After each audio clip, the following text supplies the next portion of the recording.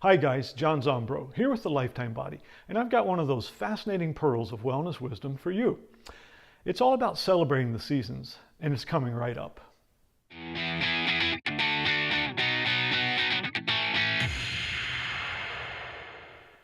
Celebrating the seasons is one of those intuitive practices that simply occurs as a default to the natural rhythms of life. As the seasons change, we typically find ourselves either purposely or inadvertently adjusting our behavioral patterns to match those transitions. This can be true with the hobbies or sports we pursue, the foods we consume, our sleep habits, and particularly with our approaches to training. Using a seasonal and cyclical approach to training can help us to keep our exercise and fitness pursuits interesting and challenging. We can make training more effective, more fun, and keep the body as well as the mind continually adapting and improving. We can keep things fresh, get better results, and avoid injury or stagnation. So how might we divide up the year into seasons using a traditional sports training model? Well, you don't have to completely mirror the changing weather patterns of spring, summer, fall, and winter, but that's a great place to start. Just remember that you make your own rules and you can manipulate your conditioning any way you prefer. Using an athletic training model, we can divide the year or a portion of it into 4 distinct phases: off-season, preseason, in-season or competitive season, and finally post-season. I'll give you just one example of how this can be done, and I'll use my method for demonstration. These days I train for all-around fitness and function, but I still benefit from a seasonal approach. Off-season requires a bit of definition. We often think of that as taking off from training and not doing much, but in reality, the off-season represents a period of consistent, high-volume training.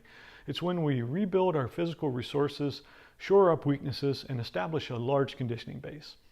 My off-season generally occurs during the winter, and that's the time I'm in the weight room very consistently. I work on gaining strength and muscle mass while improving my general mobility and stability, as well as adding in a little bit of low-intensity, steady-state aerobic exercise. Preseason is exactly as it sounds. It's a preparatory phase, and our training can become more sport-specific as we emphasize improving the specific movement patterns of the sports or other activities that we enjoy. I'll complement the basic conditioning of the off-season with the progressive addition of interval training, plyometrics, and more explosive, speed-oriented applications. Total volume is slightly less than the off-season, and that's due to the fact that the intensity has increased. The in-season or competitive season is that special time of the year when we get to focus on our major goals in the sports or hobbies that we love. This could be a backpacking trip, a gardening project, or a home improvement focus, just as much as a marker in a sporting event. I'll generally have a few goals for which I'm trying to peak, and that could be things like weights or numbers of repetitions in workouts, performance markers in sprinting, middle distance running, and cycling. To each his own. The key to the in-season is recovery. We need to use easy recovery exercise that maintains our function and which serves as filler in the spaces between the peak efforts. This can be a fun time in which our fitness maximizes and we can really test ourselves. But frankly, I see a lot of people struggle in this phase.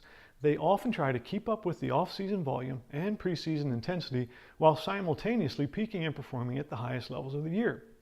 This is dangerous territory because it leads to rapid breakdown.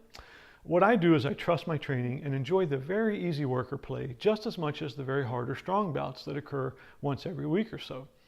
And for me, 6 weeks is about all I can sustain when it comes to a competitive season. Your mileage may, of course, vary. The postseason is all about the downtime.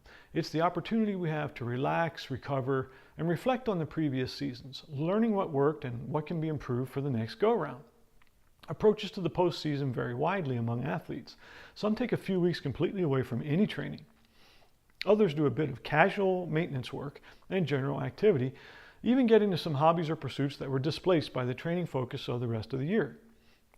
Whatever you do, the point is to do as little for as long as required that allows you to feel fully refreshed and energized to begin a new seasonal cycle. During my postseason, I'll spend 4 to 6 weeks just enjoying going for walks and doing a brief but regular mobility routine. What's amazing about the seasonal model in training is that it allows you to get higher results, avoid boredom, and to stimulate your body and mind in different, necessary ways. As we naturally evolve through the lifespan, every year's focus can be a little different, and how we set up our seasons can reflect that. I hope you consider using a seasonal model in your training. It just plain works. Thanks so much for watching, and until next time, this is Coach JZ, signing off from the Lifetime Body, where science meets common sense and where you can make your body last a lifetime.